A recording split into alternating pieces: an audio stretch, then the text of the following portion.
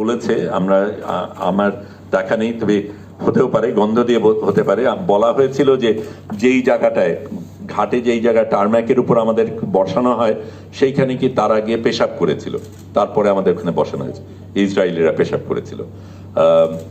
তারপরে আমার জন্য যেটা সবচেয়ে খারাপ লেগেছে সেটা হচ্ছে আমার তো পাসপোর্ট ছিল, তা পাসপোর্ট নিয়ে সে সেই মাটির মধ্যে পাসপোর্টটাকে ফেললো, যেটা আমাকে সবচেয়ে বেশি বলবো আঘাত করেছে। ফিজিক্যাল আঘাতের চাইতে সেটা আমাকে বেশি লেগেছে। আমি ওটা নিয়ে আবার নিয়েছি, আমার থেকে কেড়ে নিয়ে আবার ফেলেছে, আমি আবার নিয়েছি, আবার ফেলেছে, এবং তারপরে আমার উপরে চড়াও হয়েছে।